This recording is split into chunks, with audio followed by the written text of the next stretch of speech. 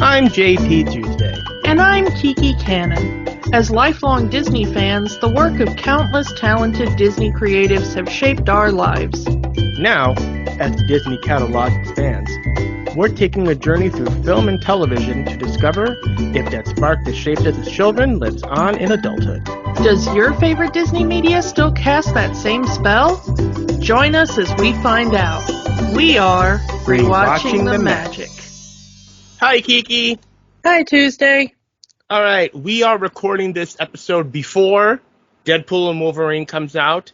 When this episode is released, it will be after Deadpool and Wolverine come out. So, as of this episode, we have not seen the movie. So, there will be no spoilers for Deadpool and Wolverine in this episode.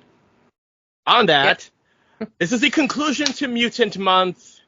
And we are concluding Mutant Month with the final X film, the final mutant film produced before the Disney 20th Century Studios merger, The New Mutants, even though this one actually came out right after the merger happened. Yeah, made by Fox before the merger and then put out after the merger. This movie had no chance because it came out in the middle of COVID. A lot of those movies, studios trying to keep movies in theaters, keep theaters open during COVID when, none of the movies that came out on that era had a chance. The thing is that they knew that the merger was gonna take place, so instead of finishing the film and putting it out, they stopped working on it, and they were apparently planning on doing reshoots after the merger once they were fully under Disney and the Marvel Studios and all that. And then they, Disney got a hold of it and they were like, yeah, just put it out as is. We're not going to bother with any reshoots. Not going to put any more money into this movie. And this movie is, the story behind this movie is a lot more interesting than the movie itself. Because, first off, we have our director, Josh Boone. Josh Boone was the same person that directed The Fault in Our Stars. And he came up with an idea for a trilogy based off Young Mutants. So he did this movie with the intention of making it a trilogy. What were you thinking? But also, this movie was supposed to come out in 2018. The original trailer says April 2018. It came out at the tail end of 2017. So, when the movie didn't come out and then we got delayed, people were even wondering, is this movie even going to come out? There was rumors going around within Hollywood circles that the first cut of the movie was unwatchable and that it needed massive reshoots to make this movie make sense. And as you said, Kiki, the reshoots never happened, so this is what we get. The weird thing is that I have seen 2 films by this director. I have seen The Fault in Our Stars, and now I have seen this film. As we said at the end of last week's episode, this was a first watch for both of us. We never watched this film when it came out.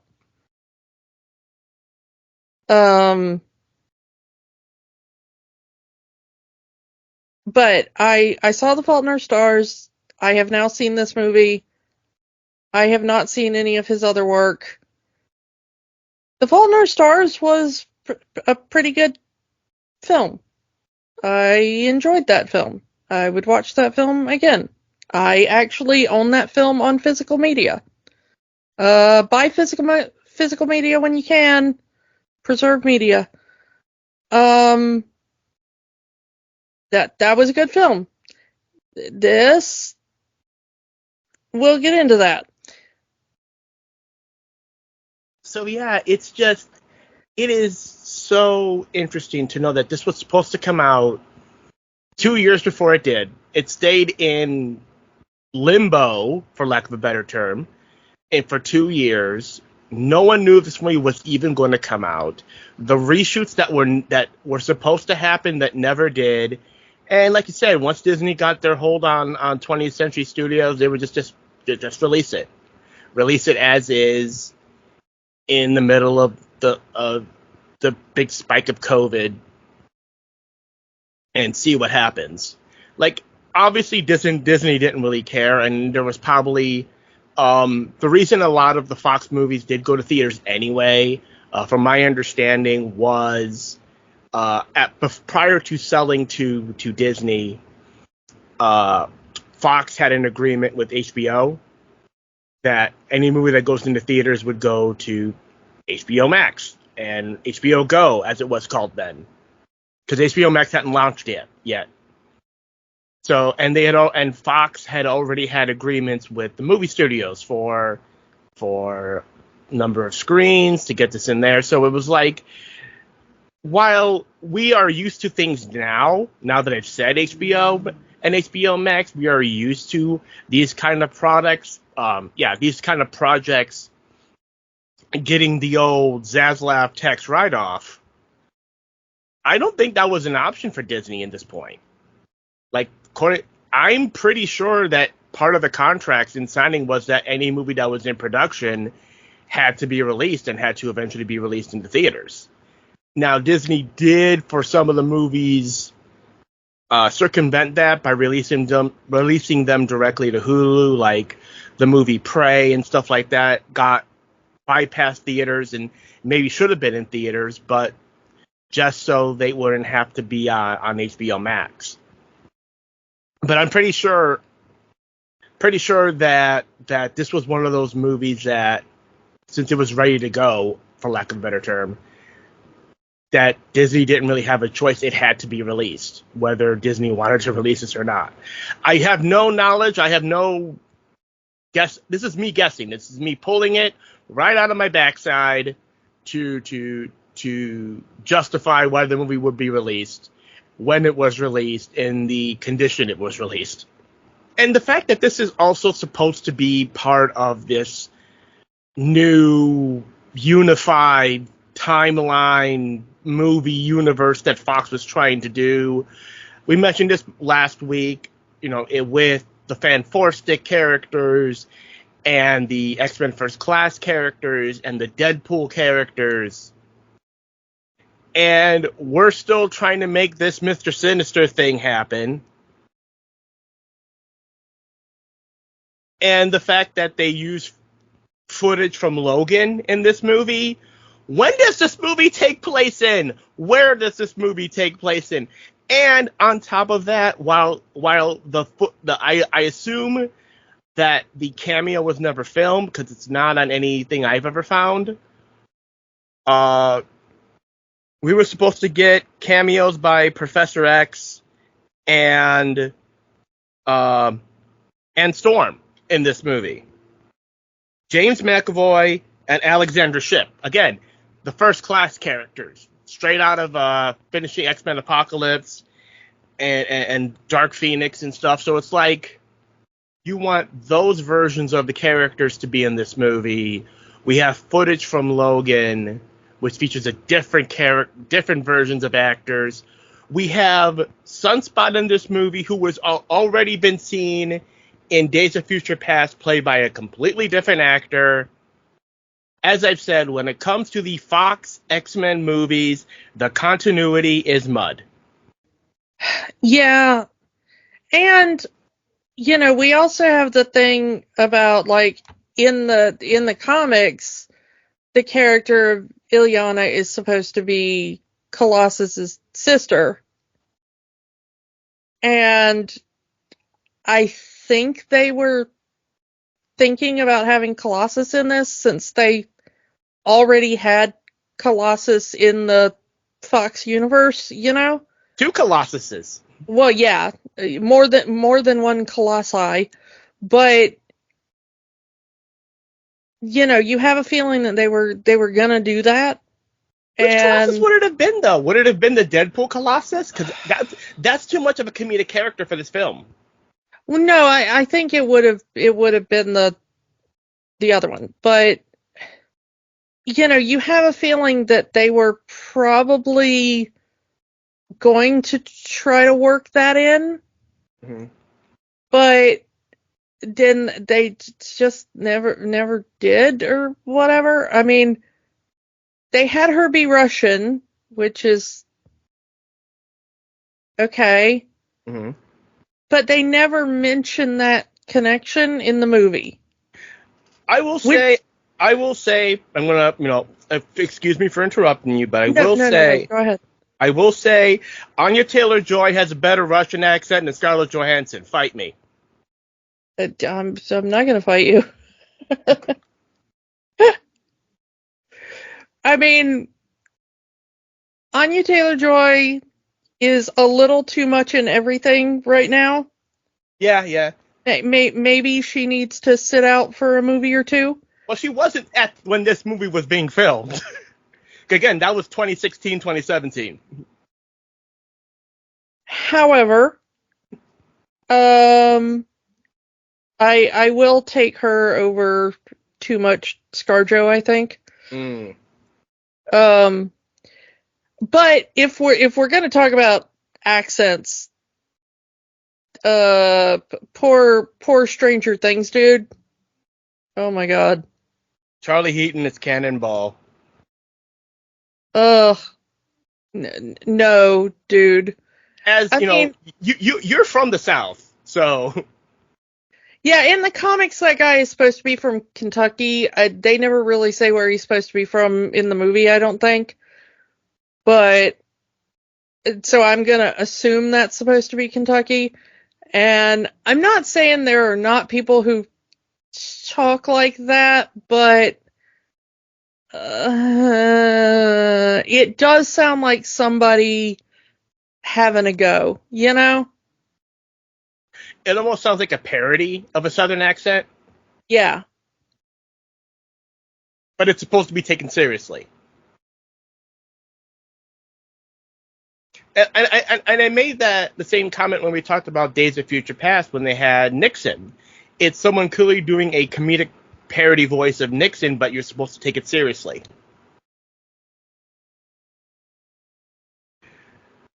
And I'll throw it out there. I realized that at the time of the filming of this movie, Game of Thrones was the it. It was the show that was everywhere. It was what everyone wanted a piece of it, but that doesn't excuse Maisie Williams getting top billing in this movie when she's not even the main character. Well, at the time, she was the most well-known person. That I get.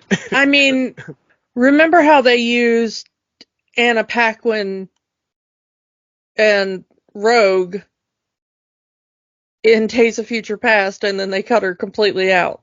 Mm-hmm. It's because other than like, you know, kind of the main three of like Hugh Jackman and Ian McKellen and Patrick Stewart, Anna Paquin was like the biggest star, you know? Mm-hmm. So they used her name and then they cut her out of the film. But at the time they were filming this, not necessarily the time it came out, because I think Anya Taylor-Joy was better known. I think Queen's Gambit had already hit big by that point. I think it came out during COVID. Mm-hmm. I may be wrong on that, but at the time that they had filmed it and done the credits and everything, Maisie Williams was definitely the biggest star. Mm-hmm. Like, she was the chick from Game of Thrones. So, yeah, that would have been understandable. And just these X movies just taking up Game of Thrones actors. Yeah. So let's kind of get into who are our new mutants. Obviously, we mentioned Maisie Williams playing the character of Wolfsbane, Anya Taylor-Joy playing Magic, Charlie Heaton as Cannonball, Blue Hunt as Mirage, and Henry Zaga as Sunspot. As I mentioned, Sunspot had appeared previously in Days of Future Past, played by a completely different actor, and we're just going to ignore it because the timeline changed. But also the timeline is exactly the same. Yeah.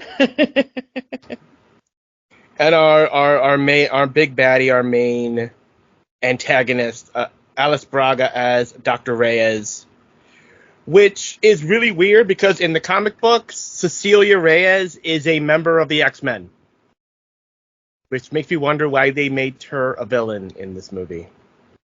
I guess maybe they were trying to hide the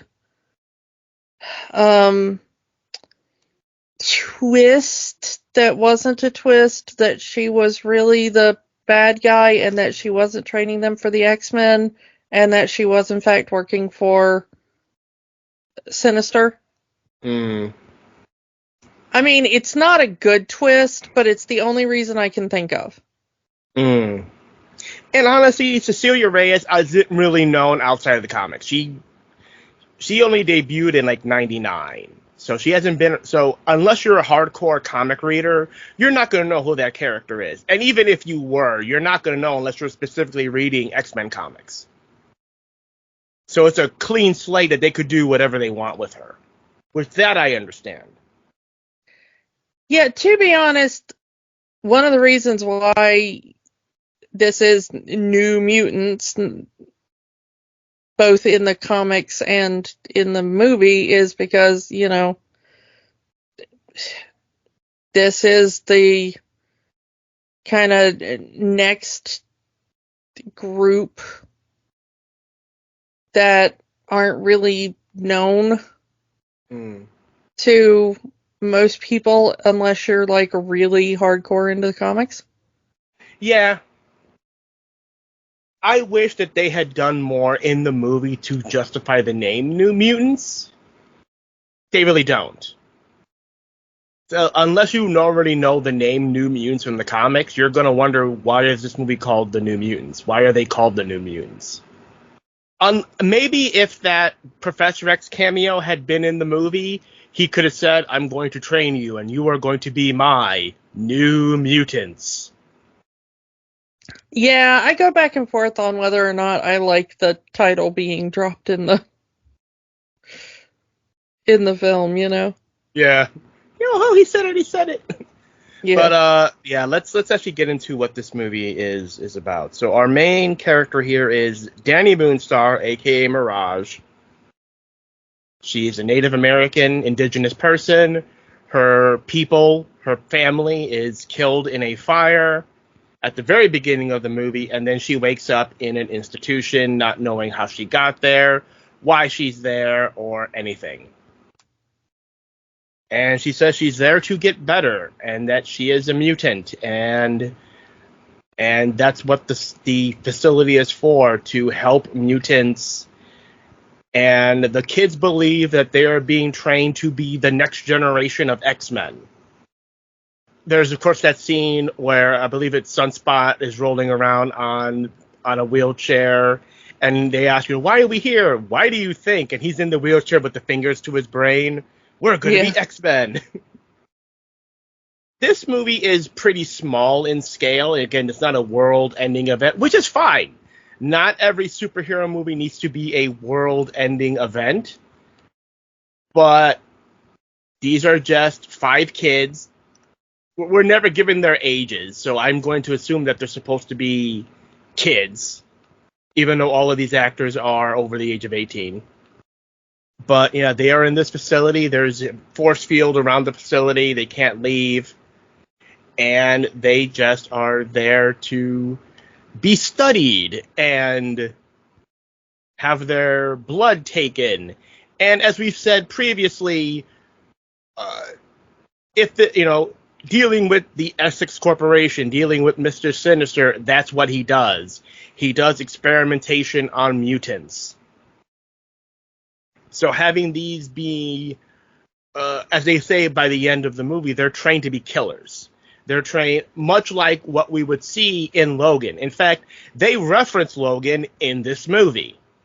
We actually see footage from the Logan movie. It is the same footage that Logan sees on his cell phone in Logan of what's going on in the X-23 facility. So one can assume that this is the first step in what would be the X-23 program. They're all mutants, and they're going to be judged on their ability to be soldiers and then get sent off to Sinister to become mindless mutant killing machines. I don't know. Yeah, I guess. There's this rivalry, as we have in the movie, between Mirage and Magic.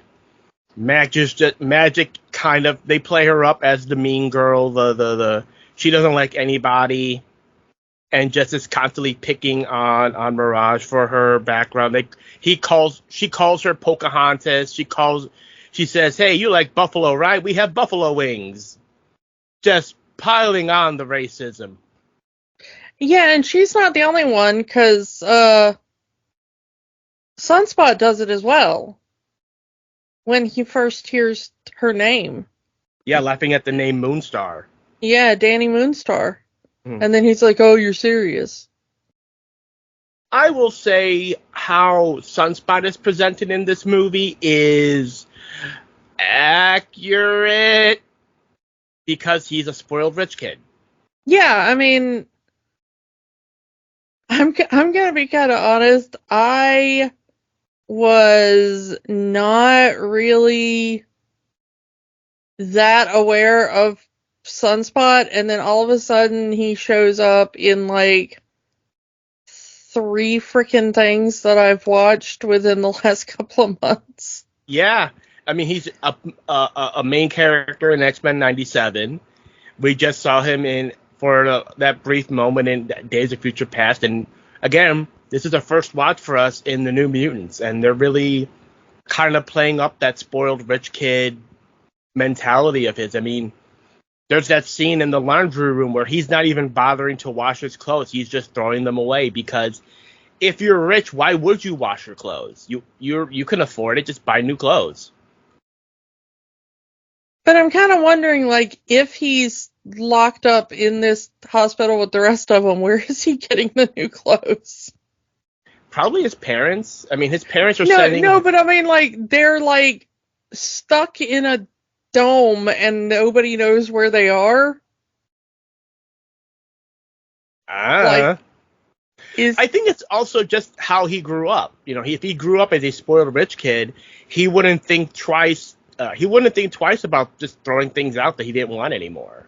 Not even considering the idea that maybe his parents wouldn't be sending him any money or sending him anything, any kind of new clothing or anything like that. He just wouldn't think about it because that's what he's used to in his life.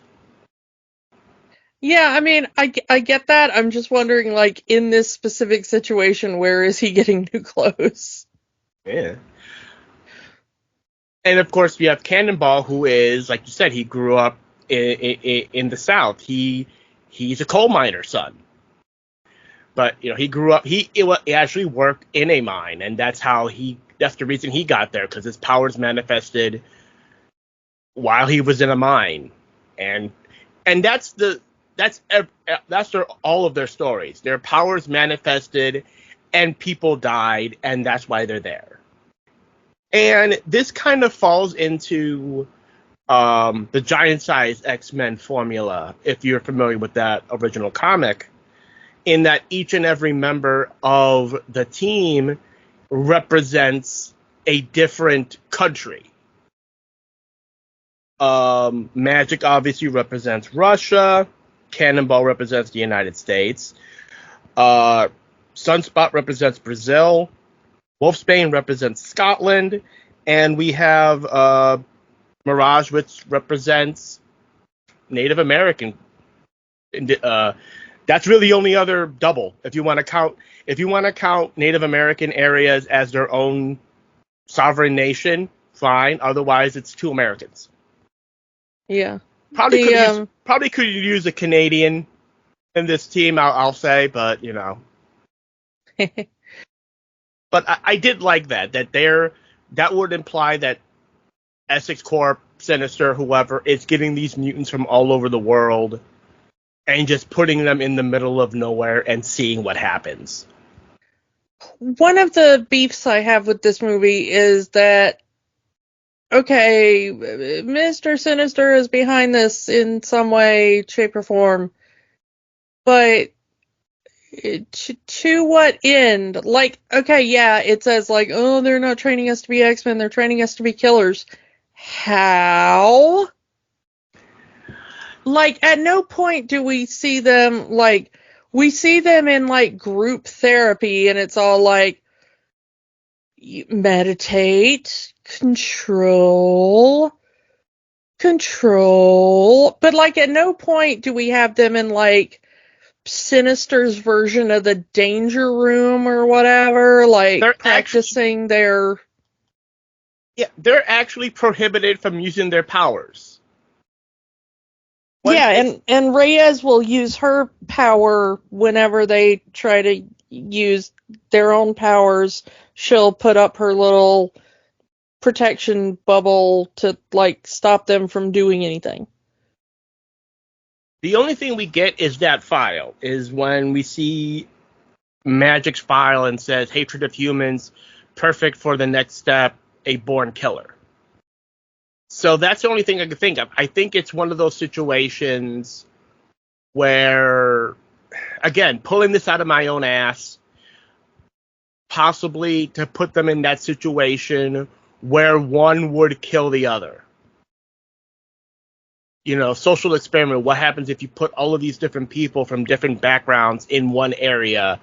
It's a reality show, and there's even cameras there. Only the way to win is to kill everybody else. Maybe that could have been explained if this movie was able to get any reshoots. But the thing is that they're not, like, goading them. They're not punching up the tension between them. As far as we can tell, everybody was mostly getting along, with the exception of, like, Ileana being kind of like the mean girl or whatever. Like, she's a bit bratty and a slight bit of a bully, and okay, Sunspot is a bit of a douche because he's just, a rich kid that doesn't understand how to interact with people. But, like, the problem is that until Danny shows up in the picture and her powers start manifesting and everybody's fears start showing up and making them freak out, which it seems like Sinister and Reyes did not know that was her power. Definitely because not. They seem like as shocked as anybody else. I mean, I don't know if Sinister was clued in, but Reyes absolutely seems as freaked out as anybody else. I mean, Reyes gets the email essentially from Sinister, or at least someone working for Sinister, to terminate her. Yeah, this chick is too dangerous. This is mucking up our plans. Kill her. So she can't be controlled. That's literally why they want to kill her. She can't be controlled.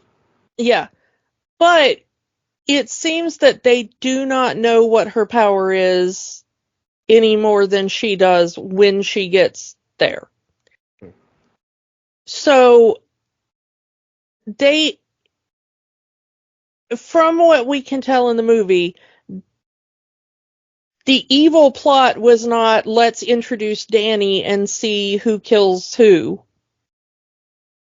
and who is the best killer. It seems like this was an accident. Okay? Now, if their plan was to turn the other people who were there before Danny into killers, then what the hell was their plan? Because they were not doing anything, so far as we can tell, to set up a situation where they would either kill each other or kill anyone externally. Like, they weren't like being like, oh no, our hospital is under attack, we have to defend ourselves from the evil humans or whatever, right? Mm-hmm.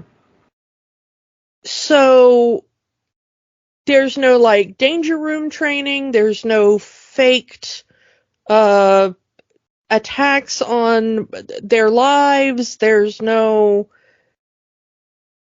point where they try to make the kids turn on each other. The only thing that happens is Danny shows up and things accidentally go wackadoo, which just makes me think that, like, oh, they were just bringing in another subject and they did not plan for whatever happened. I think it really comes down to their respective backstories. Because they've all killed somebody with their powers. With Wolfsbane, her powers manifested and she killed a preacher because she thought a demon was inside her. She's a very religious person. She went to her pastor. Something's wrong with me. Something's manifesting in me. And then the pastor calls her a witch. And then her powers manifest and she kills him. With magic, she is abused. We see the events in her nightmare of her being abused by these people with their smiley face masks on. So obviously she lashed out and killed her abusers. With Cannonball, his power manifested while they were working in the coal mine, and likely everyone, including his father, died in the collapse. With Sunspot, we see it straight up. He had a girlfriend. They were getting emotional. They were getting intimate. His powers manifest and kills and burns her alive. And with Mirage, likely what we see here, her powers manifest since her powers involved having people relive their worst fear, relive their worst moment, make their nightmares reality. That's what happened. Her powers manifested and killed off her entire family and her people. So, since their powers were revolving around killing someone, their powers manifesting, that is, I think the Essex Corporation, Mr. Sinister, Dr. Reyes thought these are the perfect test subjects to put in this facility, and we'll see which one is a real killer and move that one to the next step. Which they've already seemingly decided was Magic, Ileana. I think the reason that they had singled out Ileana was because she was the only one that seems to have killed on purpose. Maybe you can say Maisie Williams. Rain. Because we don't know if she, like, accidentally shifted form and, you know, tucked into that bishop or not. Or if that was, like, planned, you know? If she was like, okay, I'm going to turn into a wolf and stalk this dude, you know? Could have been either, and I don't think the movie is very clear. All we get is, like, we see her vision of him, and he's kind of scratched up, and she's like, no, I killed you, you know. Well, he also has the branding iron with the M on it. So that's what I think happened, is that this bishop here branded her with the M for being a mutant. The W. Oh, the W. For being a witch. Either or. Go with it. But I like that once she knows that she's a mutant, it turns into an M for a mutant. Yeah. I like that she was originally branded with a W for a witch, and once she knows she's a mutant, it's an M for a mutant. That is one of the little things in the movie that I do like. Which is canon to the X-Men, because that's Bishop's thing. Yeah. So if he gets branded a witch, and I think that's what happened, she just went feral from the pain and just killed him. Yeah, so if she did it kind of more on instinct or accidentally, then that means that Ileana is the only one that, like, did it on purpose. Good reason, though. Well, I mean, I'm not saying, but I mean, I totally understand her reasoning. But she is the one that's like, I killed a bunch of men and I have absolutely no guilt over it. Everybody else is like, it was an accident, I'm very guilty, Danny doesn't even realize that she was the reason behind what happened until later in the movie, Everybody else is, like, very consumed with guilt, and Ileana's like, no, they had it coming, I hunted them down, no regrets. Mm-hmm. And I think that's probably why Sinister would have that in the file. Mm-hmm. Like, this is probably our best bet, because she is capable of this sort of violence without remorse. But is she capable of that sort of violence against people who haven't hurt her? Like, that we don't know. They haven't tested that. And they really don't do that here, which, I don't know. I mean, you're right. They're not really pushing these kids to do anything. What is the plan? Again, the original idea was for this to be a trilogy. So had this gone to a second or third movie, would we had gotten the big reveal of what the plan was? Always put those answers in your first movie. You are never guaranteed a sequel. So many directors, when they make these kind of franchise movies, that's whether you're making a big franchise movie or whether you're making a TV show, you are not guaranteed season 2. You are not guaranteed movie 2. Put all of your answers in that first movie so we know what the hell is going on.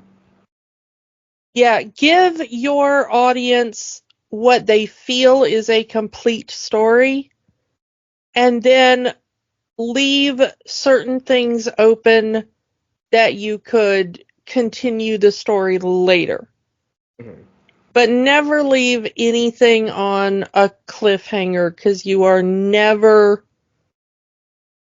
promised that second thing. I mean, hell, at this point, you're never even promised that the thing you make is going to be released. Yeah, we're in that era of tax write-offs. But the very least you can do for the people who might watch your film is, or TV series or whatever, is when they get to the end of it, they feel like they watched a complete story. It's his 98, I would say 95% a complete story, because you get everything else kind of wrapped up. The bad guy is defeated at the end. But yeah, we really don't know what the purpose of this facility is. And that does leave a sour taste, because, like, what was their plan? What was it? We know they wanted to make these kid mutants killers, but why? I mean, how are they going to do that? How are you going to make these kids who 4 of them killed accidentally? One of them is literally punishing himself because he killed his father. Poor Cannonball. Yeah. Like, he has a broken arm. We see that scene of him punching himself in the face over what he's done. He ties himself to a bungee cord and just rams himself into the ground to harm himself, because he has this guilt in him. built up within himself. If you have someone like, like poor Sam here, who has this guilt in him over what he's done, all he has left of his father is this one piece of coal from the mine. And he has all of this guilt over what he did. How are you going to turn that guy into a killer? I wish that they had gone more with these tokens, because it seems that each character has a token to remind them of their family. Rain has the cross around her neck. Sam has the coal. Danny has the bear necklace. Berto has the picture of him with his girlfriend. And Ileana has a dragon puppet that she calls Lockheed. Not how I would have imagined Lockheed appearing in these movies. I'll get to Lockheed in a minute. But I wanted to know, I wished that these tokens of what they lost would have been a bit of a more important thing in the movie, other than just being mementos of what they lost. I don't know. And only one of them really is. And that's the bear. And okay, can I say that I had such a major eye roll when the movie started out with, like, there's a native saying that there are two bears. I thought it was wolves. Yeah, everybody's got wolves in you, and yeah. But like, I was just like, oh, this is so cringy. Like, when that's how the movie started, I was like, ooh, I do not have much hope for this film. Like, if this is the first.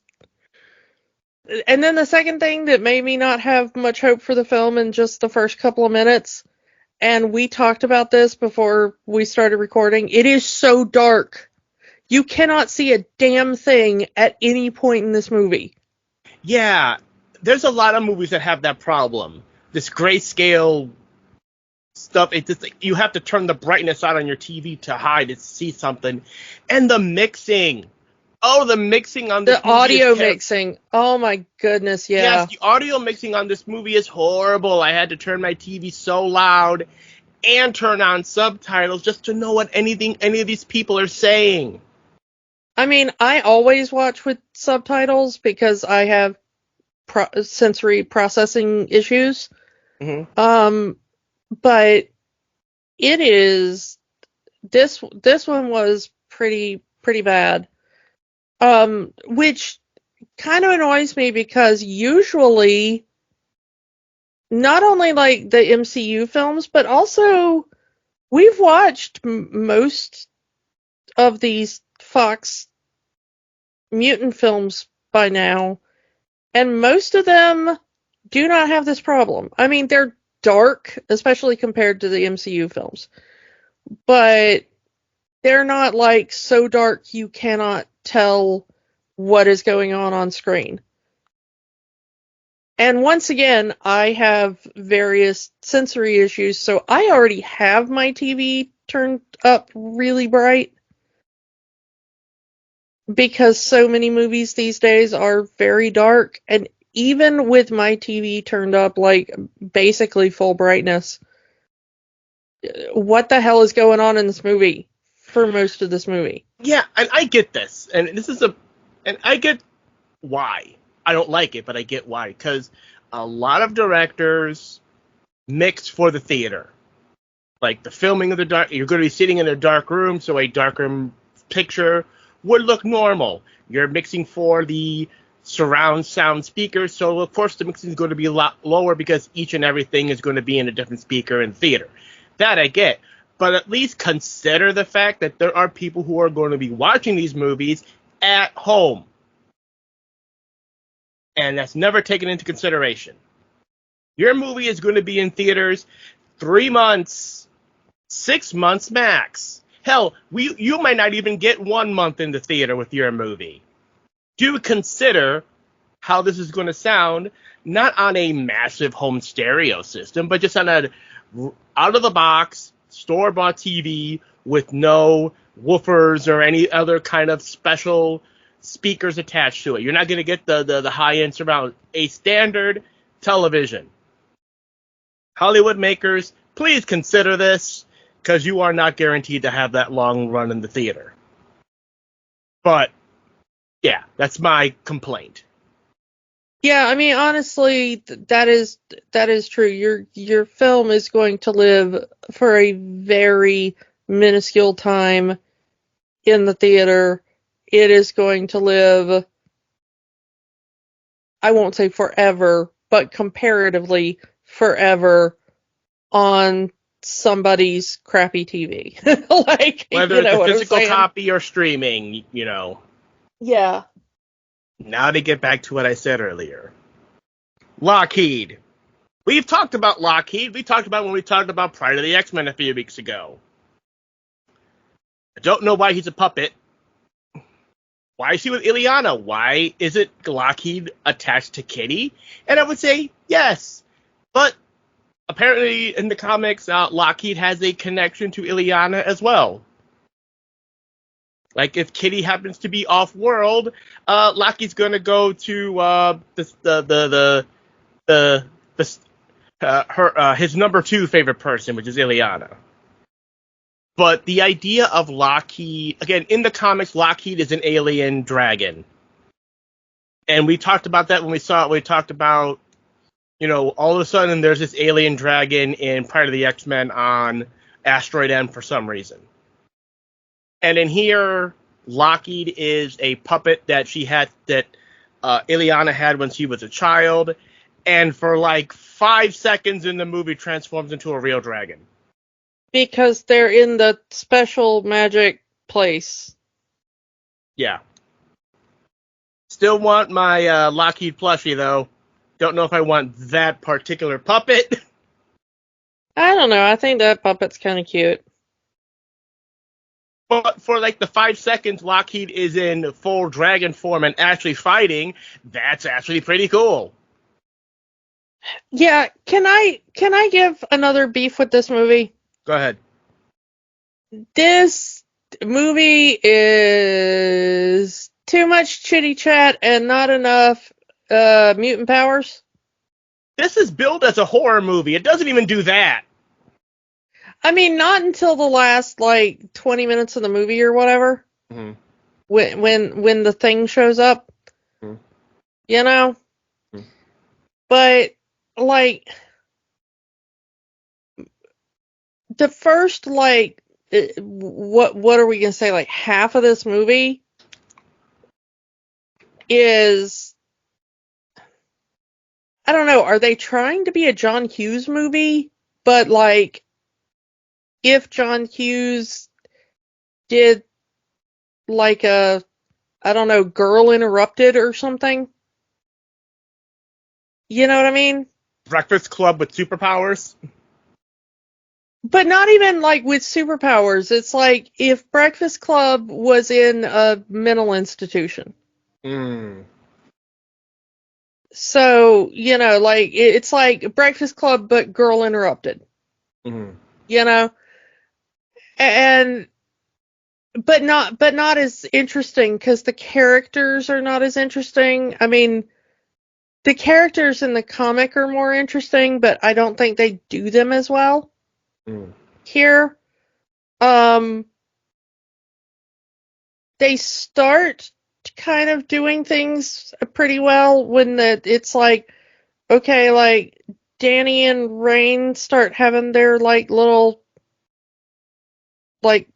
tryst outside, watch in the cemetery, watching the storm hit the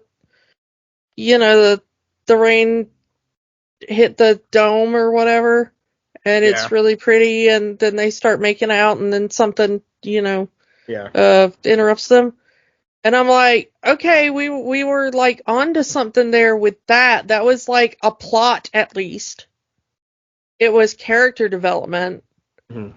And then we kind of dropped that a bit.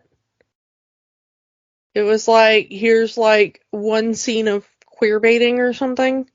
I mean, And it kind of started with them at the clock tower when Danny falls on her. It's very like you've seen that kind of scene in a bunch of movies. That's like the meet cute kind of moment.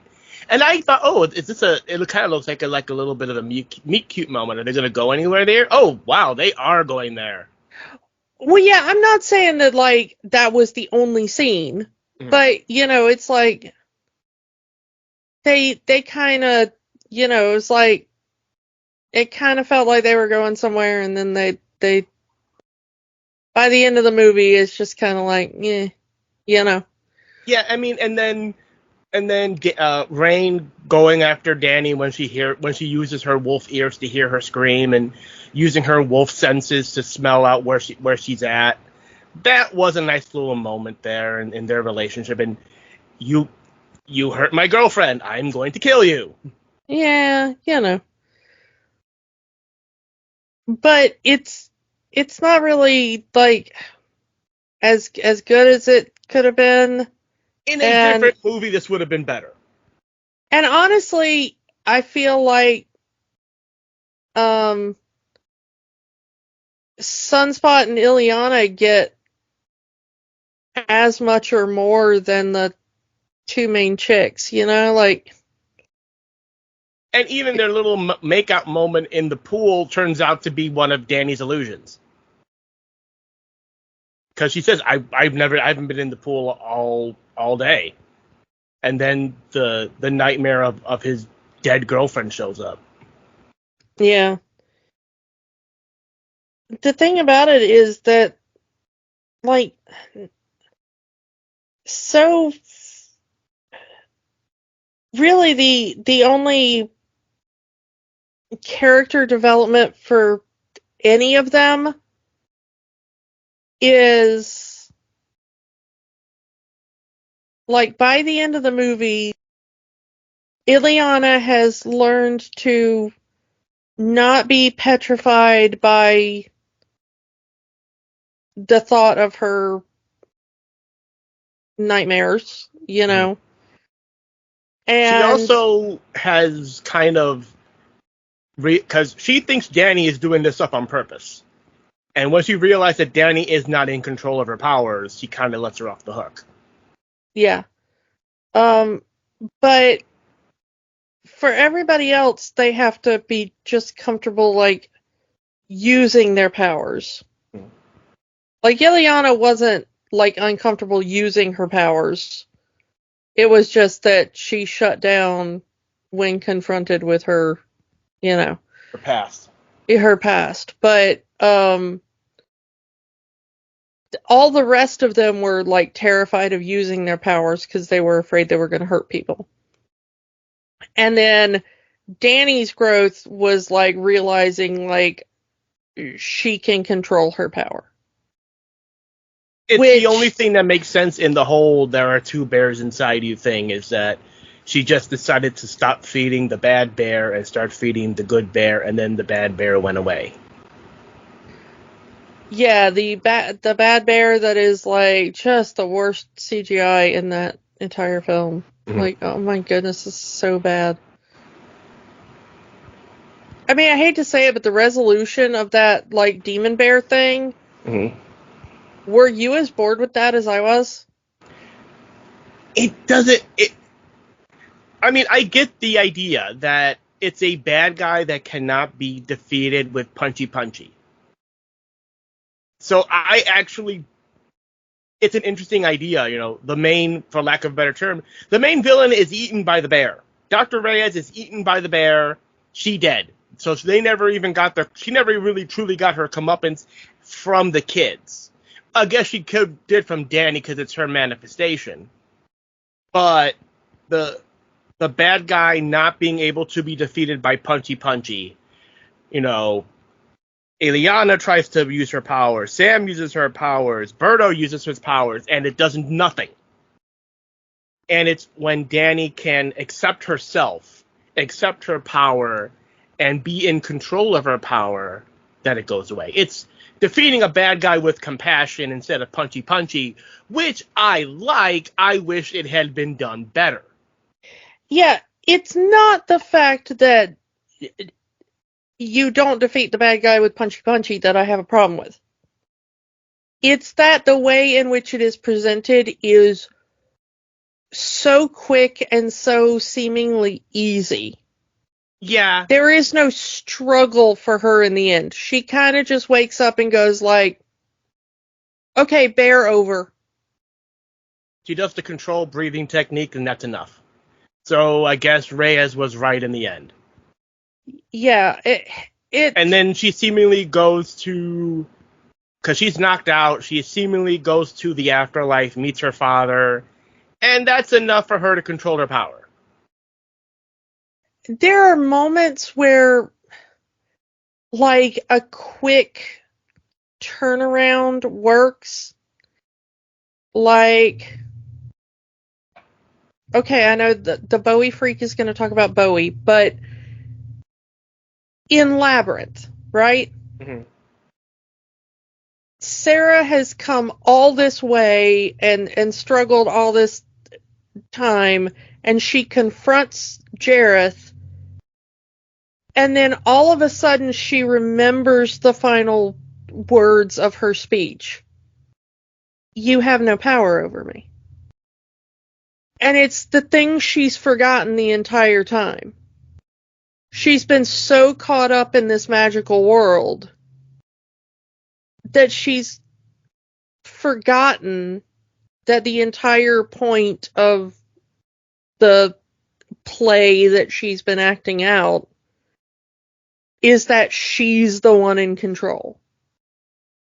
And it works there because she struggles to remember that. And if you've been paying attention to the movie from the beginning, you kind of know what the payoff's going to be. And you're rooting for her to remember that. So even though it's a very quick moment of like the minute she says the words, it does take his power away. And you could see that as like, oh, that's a cop out. It's really not, because the entire movie has been building to it. Mm-hmm. And it does in the end feel earned. But in this film, there's really nothing leading up to the demon bear. Like, you get that little thing at the beginning, and then you get the thing of like somehow she's controlling it. There's that tease in the middle of the movie when she's hooked up to that lie detector thing, where she talks about, I see the bear, the demon bear, before she gets a clip show of Logan. But that's it. Yeah, and there's nothing in there that really, where she's trying to struggle with it, where, you know, Mm-hmm. we do get the story of the necklace and like, oh, remember when the bear was small or whatever. And the thing is that like, it would have been kind of cool to see her like shrinking the bear. Instead it just kind of goes poof. Like, I would have really had her like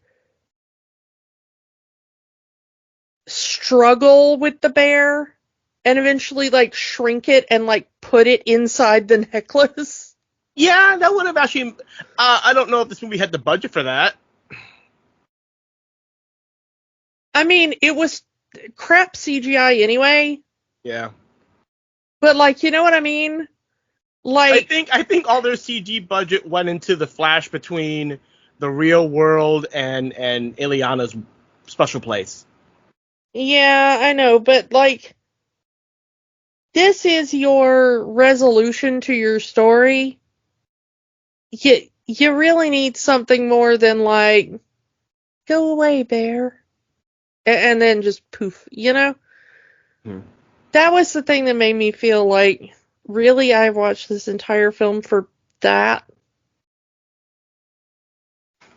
And this is the grand finale of was the grand finale of the Marvel Mutant Universe, where until Deadpool and Wolverine. Again, we haven't seen the movie yet, so we don't know.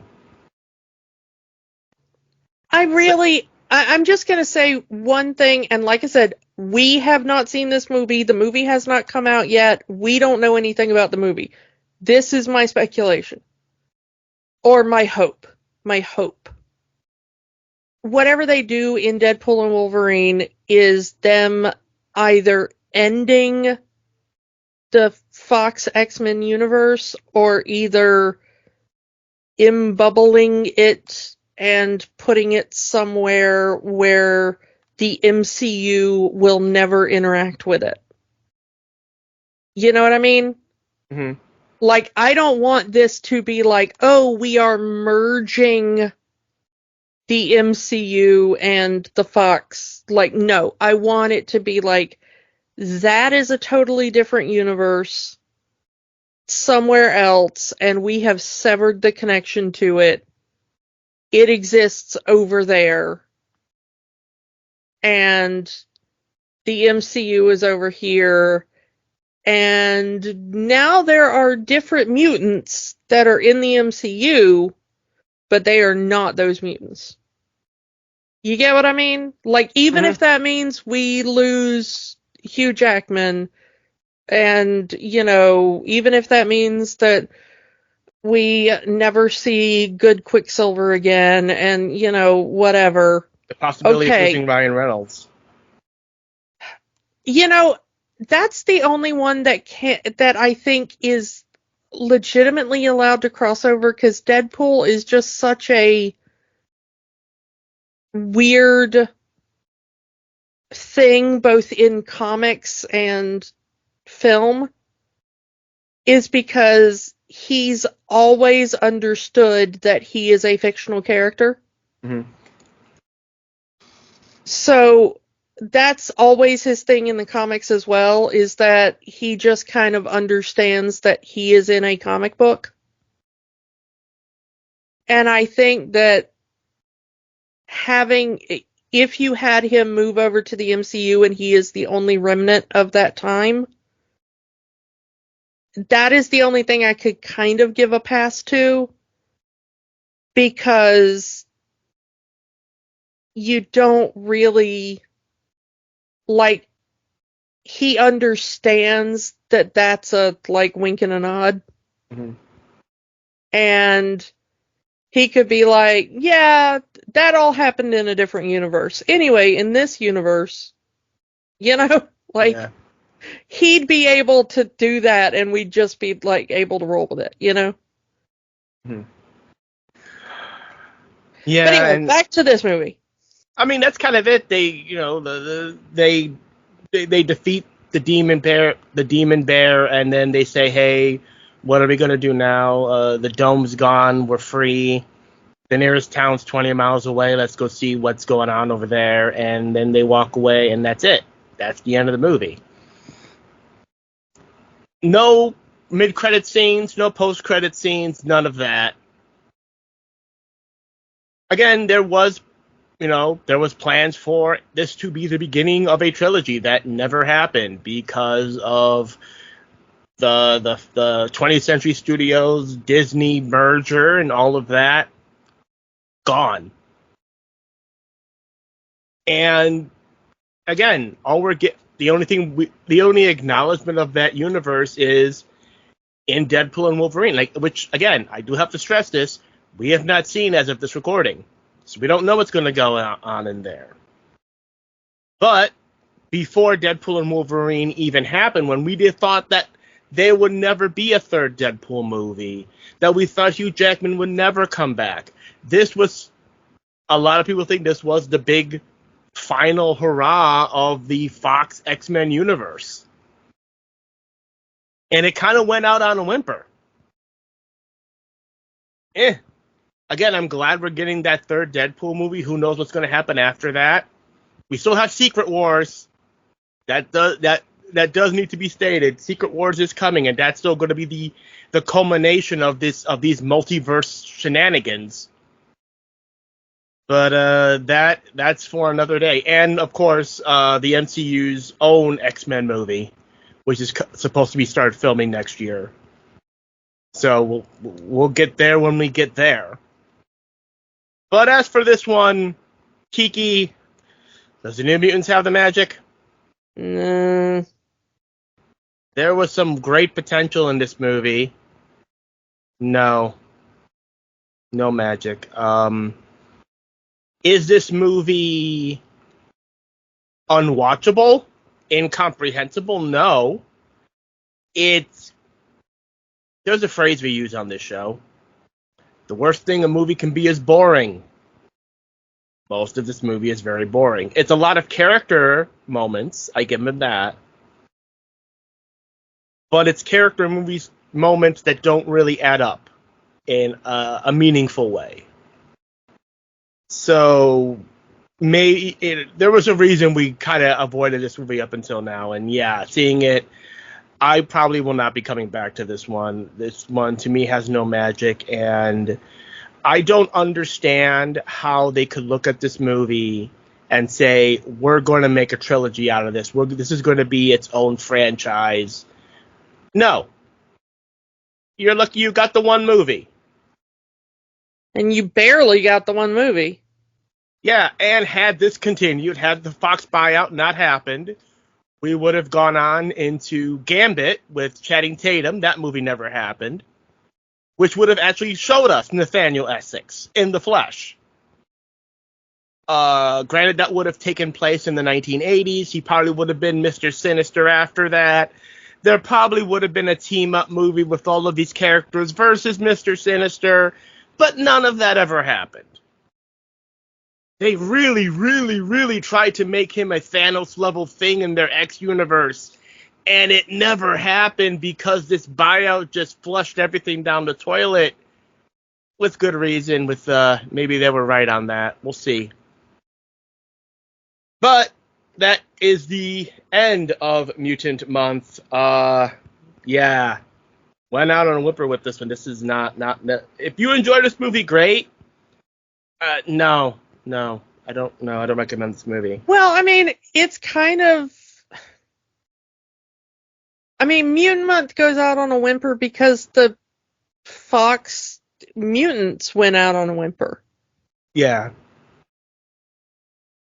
And that's why I kind of hope Deadpool and Wolverine gives them that grand finale that they kind of deserve to go on.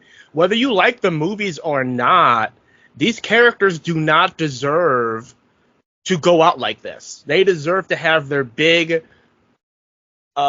triumphant moment at the end, and they have their moment to walk into the sunset, which they don't have in this movie.